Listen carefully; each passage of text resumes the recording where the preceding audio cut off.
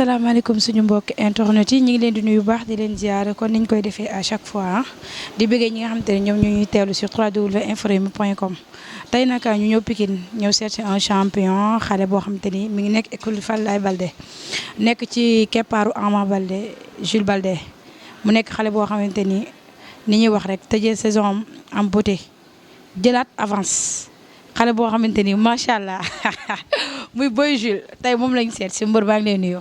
waaw ñu ngi lay fay Fatima di nuyu Sénégal ñëpp di nuyu xam nga waa marché Sango waa Pikine xam nga ku ci mel ni ji li muy toog di la nuyu bu baax ak sa cameraman bi ak Papa Kara xam nga di nuyu ñëpp di nuyu suma yaay bu baax a baax a baax a baax waaw di nuyu Fallou Camara ak Diouf waaw yéen dégg bu wér ak Asmbaye waaw ñu déggee ñëpp.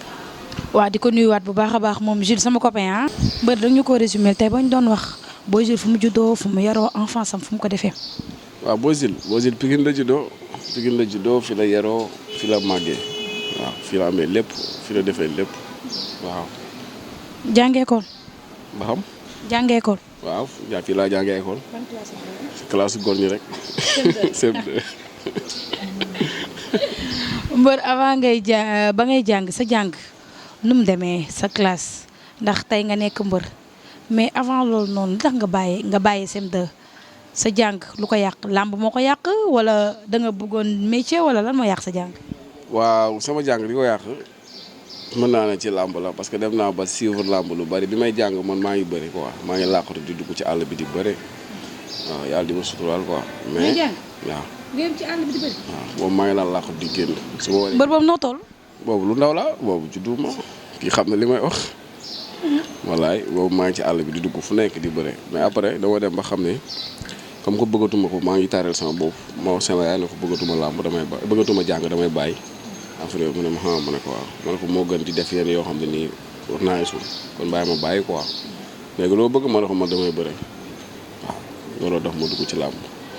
léegi bu ñu ko waxee da ngay bëre ndax dañuy gis ni parents yu bari xale sa doom bu la damay dugg ci làmb rek day xaw a metti mais yow ba ngay dugg ci làmb est-ce que jafe woon na.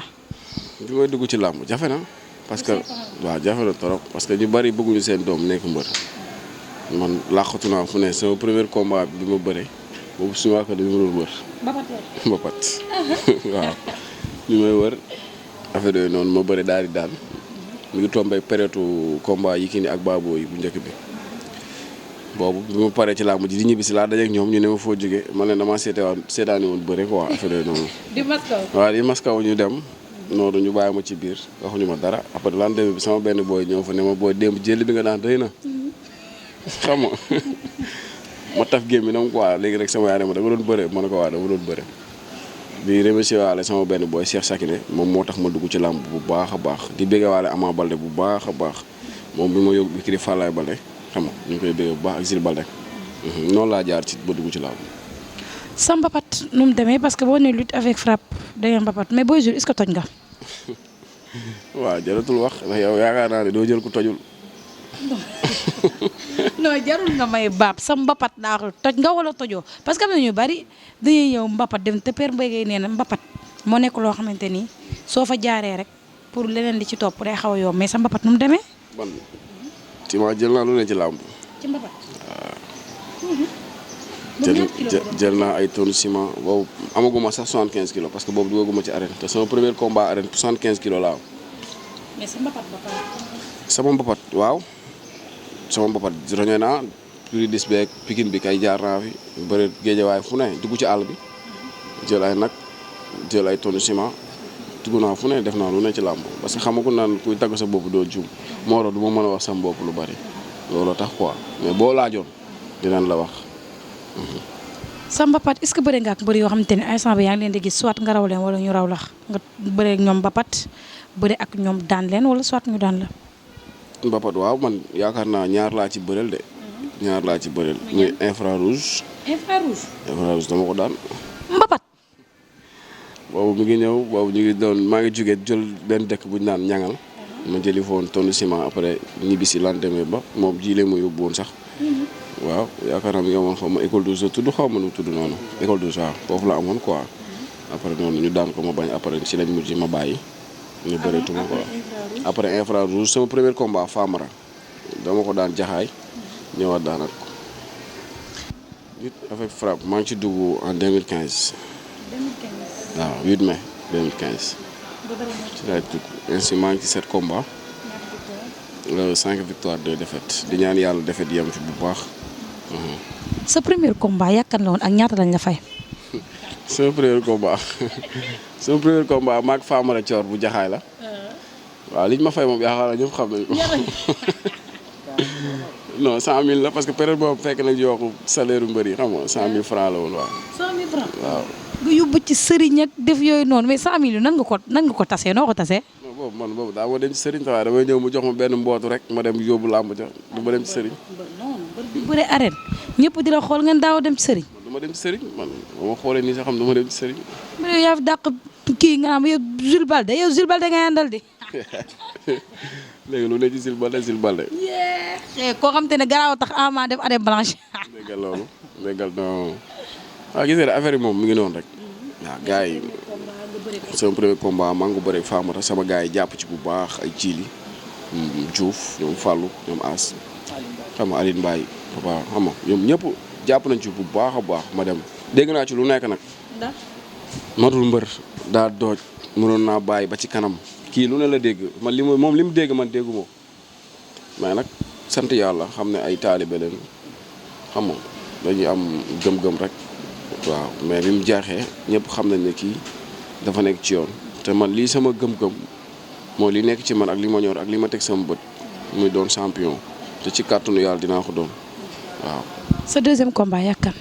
sama deuxième combat Dame Ndiaye laa ko bëreel bu nekk ikir jaxaay mi ngi génne woon ci académie bi boobu tamit ma déggaat ci lu bari du mbër ma ne waa kii mbër moom yàllaa ko xam ñu dem ma daanaat ñu commencé ñëw nanka noonu troisième combat boobu moom dama doon faj mer rek ma guy 95 guy 95 men waaw ndax combat boobu période boobu la indi coow saaga Jules Balde xam nga dafa amoon problème ak waa kii Falaye Balde. signature Ama Guy gi la woon bi ñuy tee Ama Balde looloo ma naqari woon moo tax ma jël ko mooy combat bari coow boobu. waaw bi ñu tee Ama doon tee ko kaso fale moo taxoon ma jël combat boobu pour wan ne ko ñun duñ sa morom waaw ma defal ko affaire.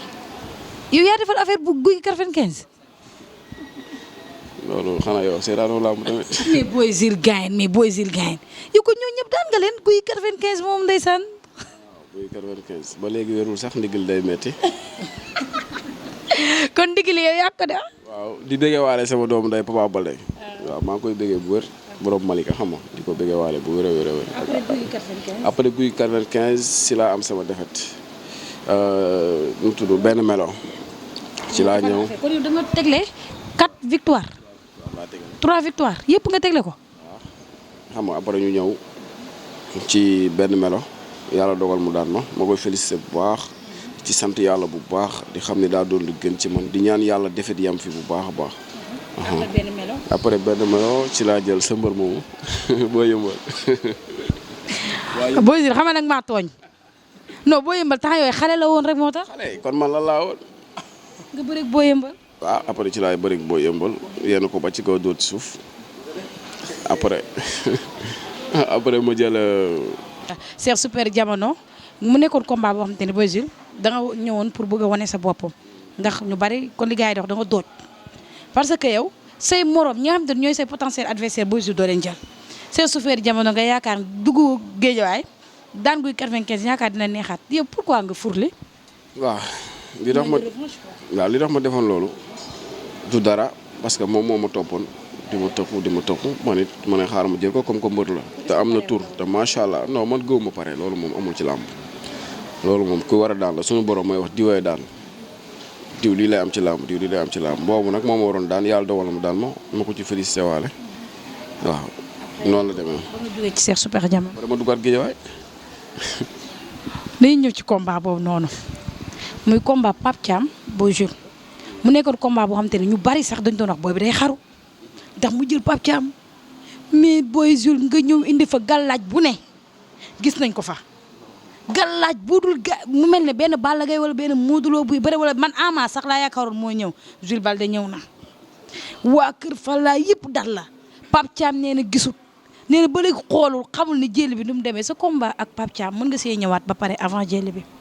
balaa loolu yow dafa mel dama nii da ngaa am xaal da ngaa xam gàllaaj de wala da nga dugg ci sëriñ bi yow nan nga xamee ne man damaa indi gàllaaj ci làmb. mais mbër ñëpp xam nañ da nga indi gàllaaj parce que da nga ñëw booy Jules ñu gis la nga weex xam nga mel ni lu affaire kii yu weex yi mais ñu ngi fa woon booy Jules nga jàpp booy géejewaay bi sëf ko sëf sa combat ak Pape Thiam ndax nga jël Pape Thiam.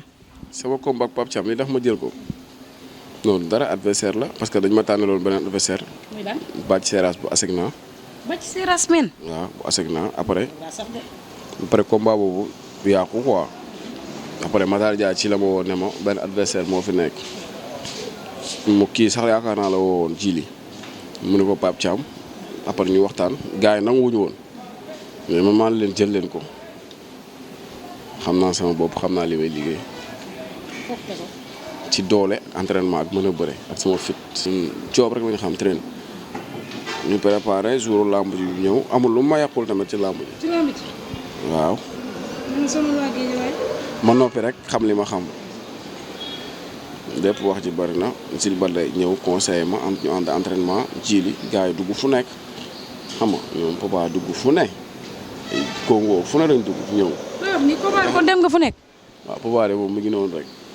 Papa ak Jili moom fu ne la ñuy dugg ak Moussa Gningue Fallou. moo tax yow koy loolu yëpp li ngeen yéen Pape Thiam yëpp yow da koo attan. ñoo waaw mais làmb la ñu wax làmb lu mu laaj wala lu ma sama sëriñ wax pour ma def ko dama koy def pour am ndam luñ ma mënti wax ak lu mu mën a doon dama koy def. mais loolu tax mbër mi gisul. ah loolu moom la concerné daa am ay mbokk ma am ay mbokk. mu préparé ma préparé. nga ñëw ci làmb ji. ma ñëw ci làmb ji li ma liggéey ma ñëw pour wane ko yàlla dogal na li ma liggéey yàlla may na ma xama wér ak tan bu ma ñëwee wane naa ko nit ñi xam nañ ne boobu liggéey na macha allah di ñaan yàlla mu gën a yokku waaw préparé nañ bu baax ñëw yàlla may ñu ci ndam ci combat boobu noonu.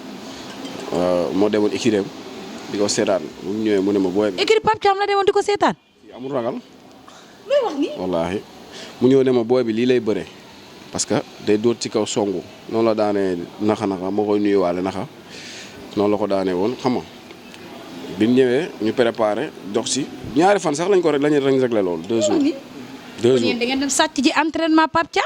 mais làmb lañ wax man bu ma mënoon dugg néegu yaayam sax defal li ma fay def dama koy def ñëwaat yaa ngi dégg làmb lañu wax. te après yow booy bi est-ce que yow loolu mënoo ci woon am problème parce que dañuy gis ñu bari ay nit da leen di jege est-ce que mënoon yow après nga am ci moom confiance sans stratégie.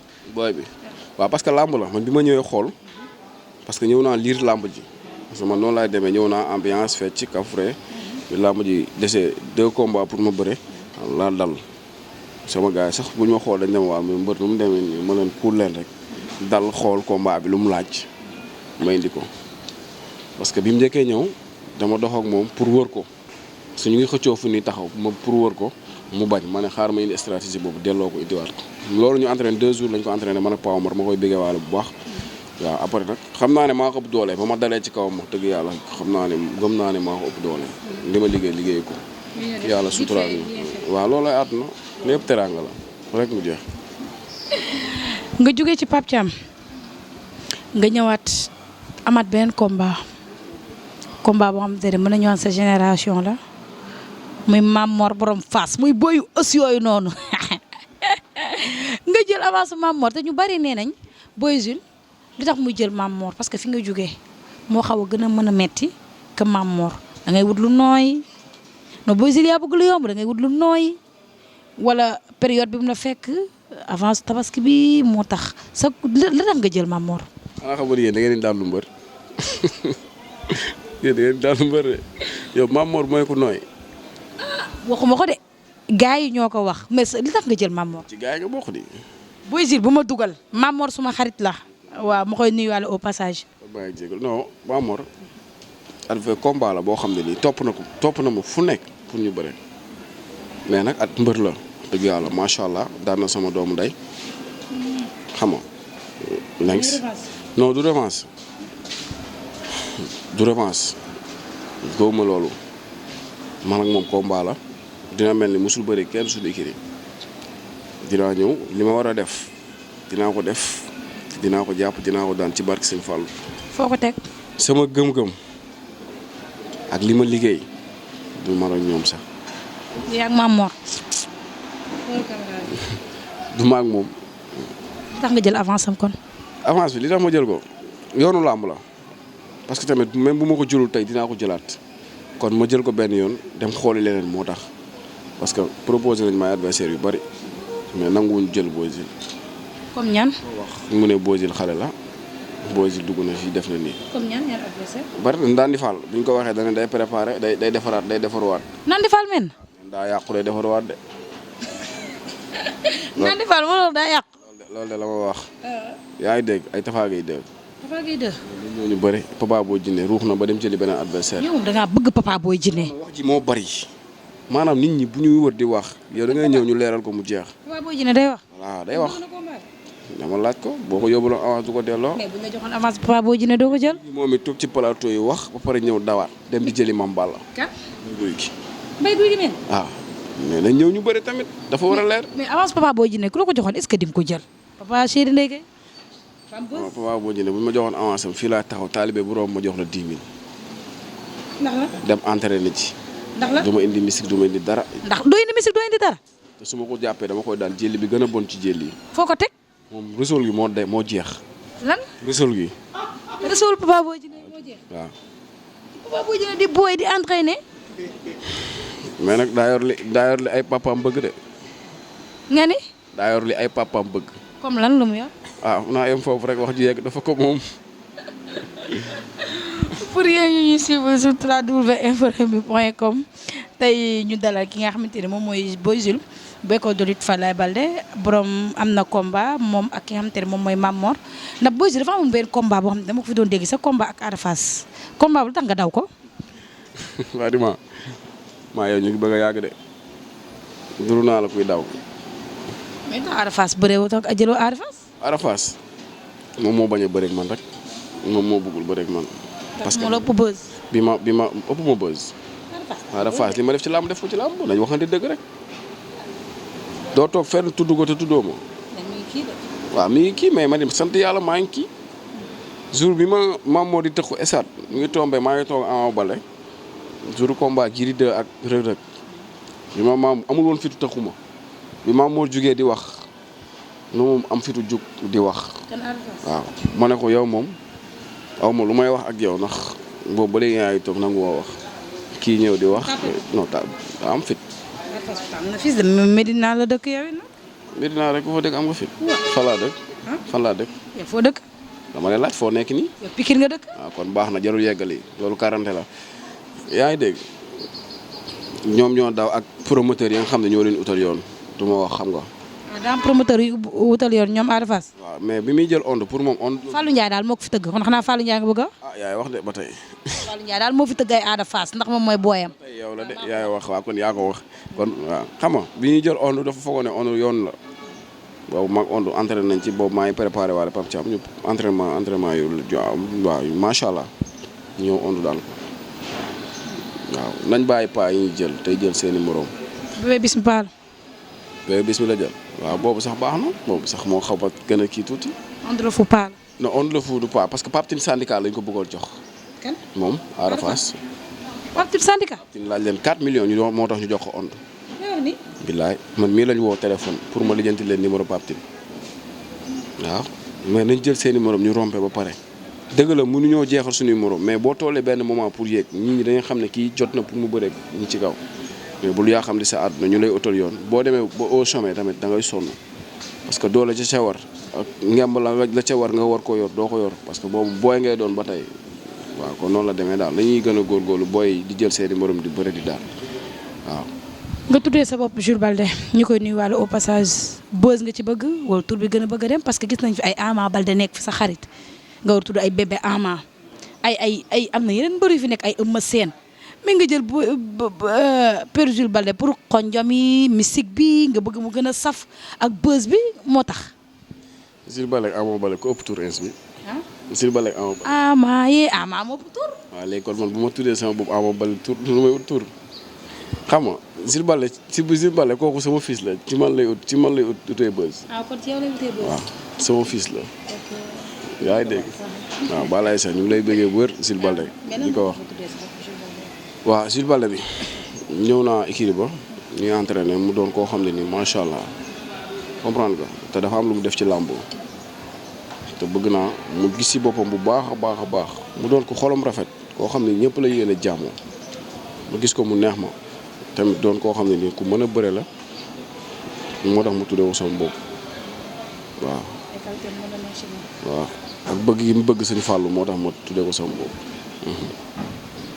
seen lieutenant la ñuy wax muy seen lépp muy Ama Baldé bëreewul def année blanche ñu gis ne am na combat yu bari yuñ ko proposé woon antuwul Ama Baldé Siteu Ama Baldé nag mais yéen su ma juumul Ama Baldé est-ce que ñàkk bëreem am na lu mu def ci écurie bi. Ama Baldé ñàkk bëreem am na lu mu def ci écurie bi Pikine sax laay wax am na lu mu def ci Pikine parce que boo xoolee Pikine heure bi daan na fekk waaw.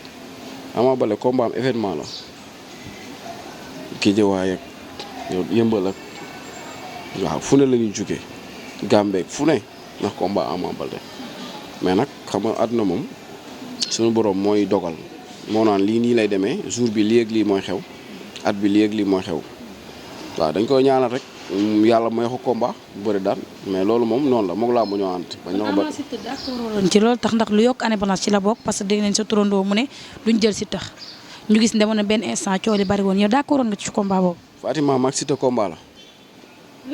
man ak Siteu combat la. kon donc d'accord ci Ama Baldé Siteu. Ama Baldé du ma romb Siteu Ama Baldé du ma romb Siteu. foo ko teg. xam Siteu xam na li may wax xam na kuy boosil bu baax. daa fa lañ jaar. ah loolu demee nga laaj ko boo ko seetee nga laaj ko na bàyyi Ama Baldé mi muy waxal du moroomam te ñëw ñun jël booyu ñu bëre waaw wax ci daal amul solo affaire bi daal jëf la nit ñi gis mooy l'essentiel bi.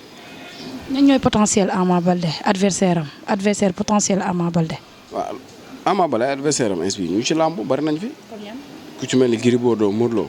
mais tax ngeen bëgg Modou Lo. waaw mais dafa ñor xam nga mango bu ñor moom da ngay witti rek daal di lekk.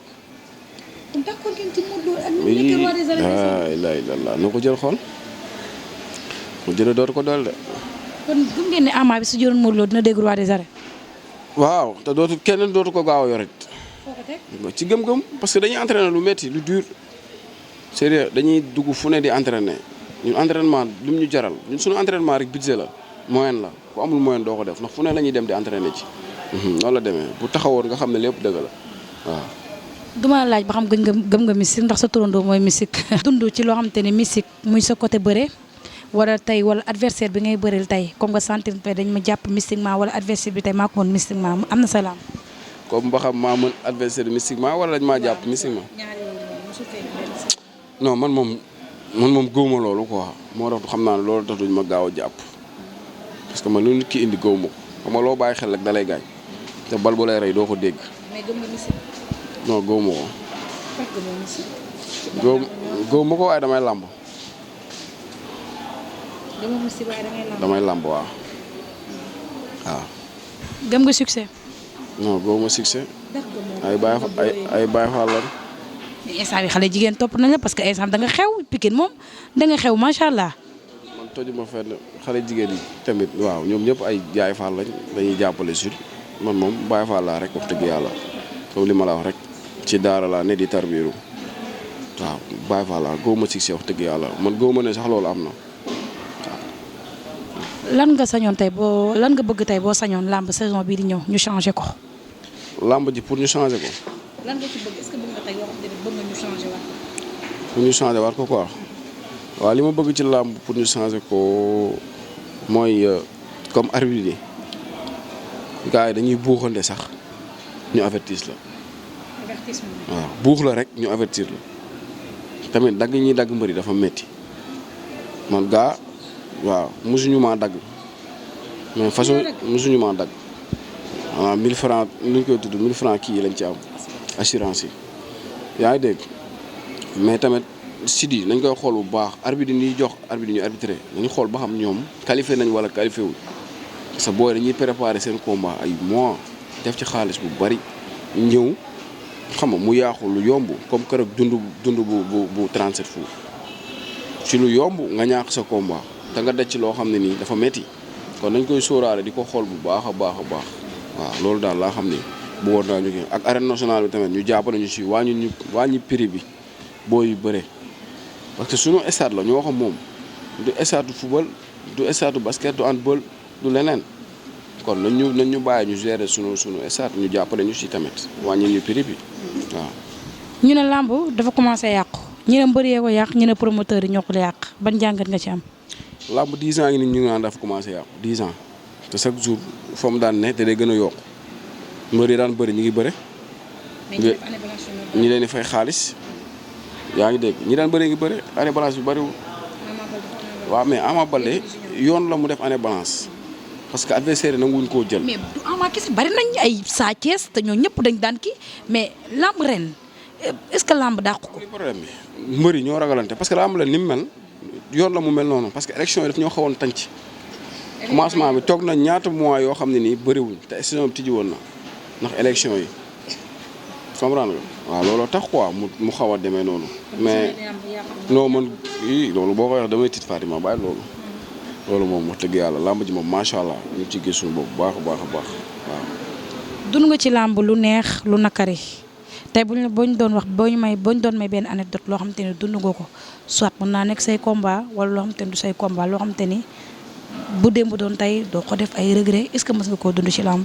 démb doon tey du ma ko def ci làmb. làmb ay regret déedéet leen de yaakaar naa ne moom moo ma gën a naqari sama àdduna ci làmb sama première défaite moom boobu laa mës a xam défaite moo ma gën a naqari sama àdduna waaw di ñaan yàlla mu yem fi daal. lan moo la gën a neex instant bi si sa làmb. li ma gën a neex ci làmb li ma dundagum bi ma commencé bëre mbapat ba léegi wala. waaw jour boobu marqué na ma trop maa ak sama waa ji la woon boobu bi may tëggal combat seen dëkk affaire ñu ne ma dama laa bëgg a tëggal combat boobu laa njëkk a génn dem bëri ci àll bi xam nga mu marqué ma trop mu ñëw ne ma dama la bëgg a tëggal combat man ko waaw amul problème affaire yooyu noonu mu ne ma léegi nag ni ñuy demee ma ne ko non xoolal rek yow boo paas beeg yooyu gérer rek ñoo far sama nit nga après mu doon lu ma marqué bi ñu demee ak yeneen bagage yu ma defal ba nii su ma nekkoon 1 million laa soxla wallahi bu ko yoree da ko yëkkati jox ma. maam yàlla da koo bindee mu xaw a. daa rëy laa meñ quoi. dafa xaw a bari wax. waaye nag jour làmb ja maam Mor wo làmb amul wax te bu jour làmb ja lu ma la def loolu ngay def lu ma la wax loolu ngay wax. maay diriger maay bëre maay dóor maay songu maay daan ci barke Sëñ Fallou. di sant bu baax di sant suma yaay bu baax a baax a baax waaw di la bëggee bu wér tamit ñoo far.